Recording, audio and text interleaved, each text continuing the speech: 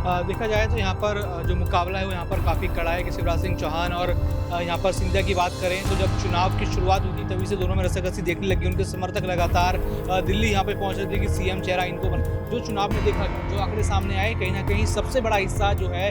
जीतने का, जो सबसे ज़्यादा मार्जिन किस चेहरे पर जीत हुई है वो शिवराज सिंह चौहान का सामने आता है।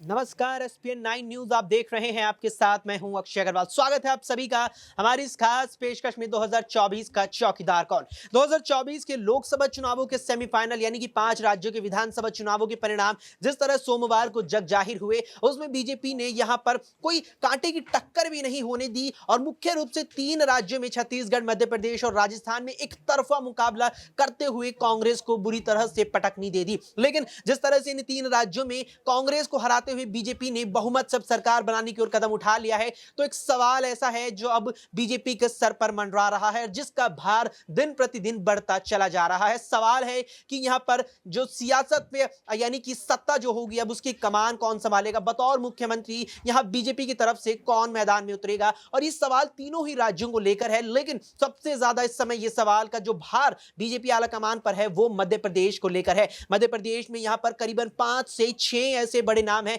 जो कहीं ना कहीं प्रदेश में बतौर मुख्यमंत्री की रेस में आगे निकलते जा रहे हैं और इन 5 से 6 नामों के लिए केवल एक पद है और इसी को लेकर के पार्टी आला कमान पर कहीं ना कहीं अब जो है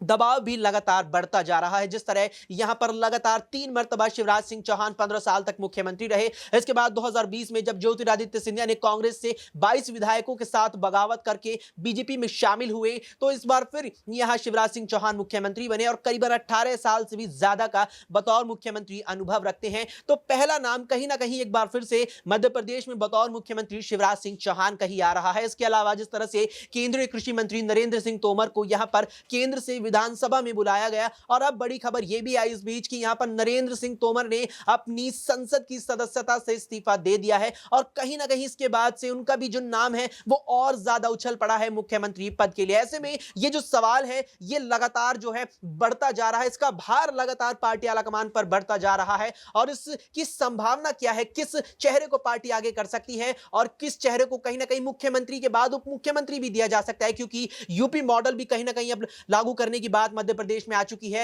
हाल ही में खबर सामने आई थी कि यहां बीजेपी आला कमान ने यह फैसला किया है कि मध्य प्रदेश में मुख्यमंत्री के साथ 2 उप मुख्यमंत्री को चयन किया जाएगा, जिससे कहीं ना कहीं जो बड़े नेता हैं उन्हें भी एक पद मिल जाएगा और पार्टी में जो विवाद की स्थिति है, पार्टी में बगावत की स्थिति है, वो कम हो जाएगी। तमाम सवाल है और इन्हीं तमाम सवालों के जवाब न्यूज रूम में मौजूद तमाम साथियों से यहां हम लेंगे। सबसे पहले दौलत हमारे साथ है, दौलत से सवाल लेंगे कि दौलत, शिवराज सिंह चौहान को सबसे पहले आगे माना जा रहा है कि मुख्यमंत्री फिर से बन सकते हैं, लेकिन अब नरेंद्र सिंह तोमर ने अपनी संसद की सदस्यता से इस्तीफा दे दिया है, तो क्या पार्टी नरेंद्र सिंह तोमर का विकल्प अपना सकती है या शिवराज फिर मुख्यमंत्री बनेंगे?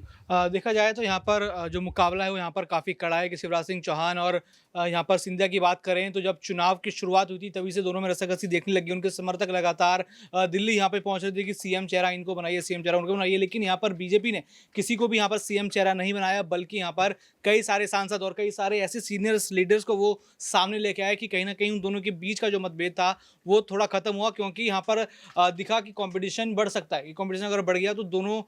का ही पत्ता यहाँ पर साफ हो सकता है और दोनों में से कोई सीएम चेहरा खड़ा ना हो। और उसके बाद यहाँ पर सीएम चेहरा उन्होंने घोषित नहीं किया। सबसे पहले तो यहाँ पर प्रधानमंत्री मोदी के चेहरे से वो लड़े ताकि यहाँ चुनाव जीत सकें, लेकिन जो चुनाव में देखा गया, जो आंकड़े सामने आए, कहीं ना कहीं सबसे बड़ा हिस्सा जो है जीतने का, जो सबसे ज़्यादा मार्जिन किस चेहरे पर जीत हुई है वो शिवराज सिंह चौहान का सामने आता है, क्योंकि उनकी कई योजनाएं यहाँ पर काम करी हैं। महिला वोटर्स का यहाँ पर शिवराज सिंह चौहान को खूब साथ मिला है, तो यहाँ पर विकल्प तो वो सबसे बड़ा और सबसे तगड़ा विकल्प वही नजर आते हैं। दूसरी तरफ सिंधिया है कि 2020 में जो उन्होंने किया, क्या पता उसका एहसान यहाँ पर चुकाना हो बीजेपी को, क्योंकि सरकार उन्होंने बीजेपी की बना के दी, क्योंकि बीजेपी 18 में सत्ता से बाहर हो गई थी। कमलनाथ सीएम बन गए थे, कमल वहां नहीं खिलाता, तो अब 2023 में शायद यहाँ पर सिंधिया को वो कुर्सी दी जाए जो उनको नहीं दी गई, क्योंकि शिवराज को ही उस समय यहाँ पर मुख्यमंत्री बनाया गया। लेकिन कैलाश विजयवर्गीय भी है यहाँ पर और प्रहलाद पटेल भी हैं, जो दोनों ही व्यक्ति यहाँ पर दिल्ली पहुंच गए और लगातार अपना डेरा उन्होंने यहाँ पर डाला हुआ है और दबाव आला कमान के ऊपर बना रहे हैं कि उनको सीएम बनाया जाए या फिर कोई बड़ी जिम्मेदारी हो।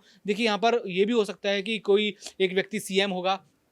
कोई उप मुख्यमंत्री होगा, फिर दोबारा यहाँ पर कंपटीशन बढ़ जाएगा कि कौन उप मुख्यमंत्री, कौन यहाँ पर सीएम होगा, फिर 2 दावेदारी होंगी और नए नाम यहाँ पर सामने आते रहेंगे। यहाँ पर नरोत्तम मिश्रा की भी बात लगातार हो रही है, भले ही वो चुनाव हारे हैं लेकिन वो प्रबल नेता है, वो हिंदुत्व का फेस वहाँ पर बनते नजर आए। कई सारे मामले वहाँ पर ऐसे हुए कि वो हिंदुत्व का चेहरा बने, यहाँ पर कई चीज़ें हमने देखी। तो उसके बाद ऐसा लगता है कि कॉम्पिटिशन यहाँ पर काफ़ी कड़ा है, तो वो बीजेपी के लिए शायद सोचने वाली बात होगी किसको यहाँ पर सीएम बनाए। बीजेपी के सोचने वाली बात होगी। आपने यहाँ पर उप मुख्यमंत्री पद का जिक्र किया, यूपी मॉडल आजमाने की बात हो रही है। 2 उप मुख्यमंत्री पार्टी ने ऐलान कर दिया है कि होंगे सूबे में। तो क्या जो उप मुख्यमंत्री का विकल्प बीजेपी ने निकाला है, क्या ये इसीलिए निकाला है कि इतने विकल्प हैं, उन विकल्पों को पद दिया जा सके, बगावत ना हो, क्या यही वजह है?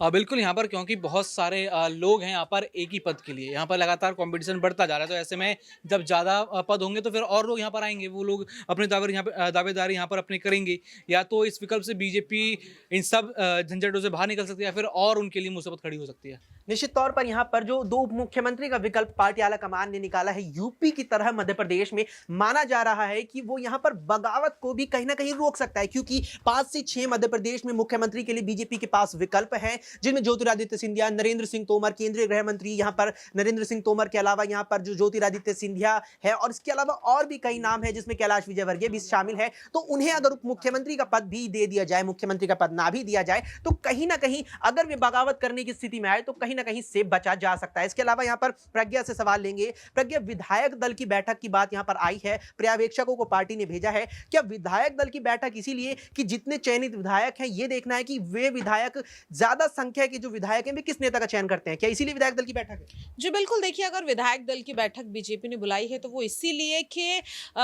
आखिरकार किस चेहरे के साथ ज्यादा से ज्यादा विधायक जाना चाहते हैं, क्योंकि जाहिर तौर पर अगर हाईकमान अपने मर्जी के मुताबिक किसी एक चेहरे पर मोहर लगा देंगे तो जाहिर तौर पर देखा जाएगा जो विधायक हैं वो नाराज हो जाएंगे, और ऐसे में पार्टी के बीच अंतरकलह या फिर बगावत भी देखने के लिए मिल सकती है। और इसीलिए विधायक दल की बैठक बुलाई गई है ताकि विधायकों से ही विचार विमर्श करा जाए इस चीज पर कि आखिरकार उनकी नजरों में बेहतर मुख्यमंत्री के तौर पर कौन सा यहाँ पर नेता हो सकता है। और जाहिर तौर पर जिसके पाले में विधायकों का समर्थन ज्यादा होगा, कहीं ना कहीं मुख्यमंत्री पद उसी के नाम होता हुआ नजर आएगा। निश्चित तौर पर यहाँ पर जो विधायक दल की बैठक पार्टी आला कमान ने बुलाई है, उसकी बड़ी वजह यही मानी जा रही है कि अगर जो पार्टी के दिग्गज नेता है, चाहे यहाँ पर गृह मंत्री अमित शाह हो, प्रधानमंत्री नरेंद्र मोदी या राष्ट्रीय अध्यक्ष जेपी नड्डा हो, अगर वे यहाँ पर मुख्यमंत्री का चयन अपने आधार पर कर लेते हैं तो कहीं उस चयन से जो विधायकों की संख्या है, जो बड़ी संख्या है, वो खफा ना हो जाए और वो कहीं ना कहीं बगावती सुर अख्तियार न कर ले। इसीलिए विधायक दल की बैठक पार्टी आला कमान के द्वारा बुलाई गई है